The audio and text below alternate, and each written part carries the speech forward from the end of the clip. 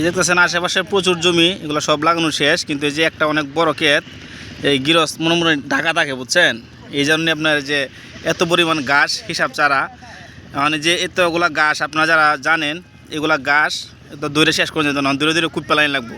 সবচেয়ে আধুনিক যে টেকনিক এটা আপনার দূরে দূরে মারি নিচে কুপ পেলবেন, এটা আসলে ফসলের জন্য অনেক ভালো, এটা পয়সা এলাকা সার হিসাবে অনেক কাজে লাগে।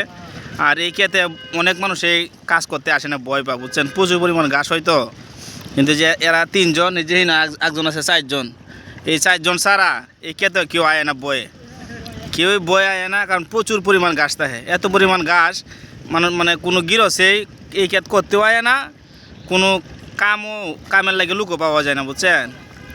ওনারাই মানে সবচেয়ে বেশি জোর জবরদস্ত করে আনছে। এই যে আমার একজন চাচা, এলা কাজে ধরতে গেলে বুতে হিলা ডরা, দিন আর রাত না, খালি কাজ ছাড়া কিছু বুঝে না। এই যে আরেকজনটা দেখাই, এই যে দিক দিয়ে আছে বুঝছেন, হেলারা সবসময় হায়ার করে আনে মাটি কাটার লাগে, হাতে মাটি কাটে, হাতে হেলা কুদার লাগে না। এই দেখুন, এই দেখছেন, এলার আমরা অঞ্চলে সবাই বেকু হিসাবে রাখে, বেকু। এই যে এই দেখছেন বেকু তো রুক মারি লয়, যাচ্ছে বেশি মারি লয়, দেখুন দুই হাতের মধ্যে বুঝছেন। এই চারজনটি এত বড় একটা ক্ষেতের মধ্যে আনছে, আজকে মনে হয় ঘন্টাখানিক কাজ করছে, প্রায় শেষ। আর আপনার যদি এরকম কোনো লোক লাগে, প্রয়োজন পড়ে ইনশাল্লাহ আমাদেরকে জানাবেন, ঠিক আছে? আমরা ফোন নাম্বার দিয়ে দিব, ওদের সাথে যোগাযোগ করে ওদেরকে নিয়ে যাবেন।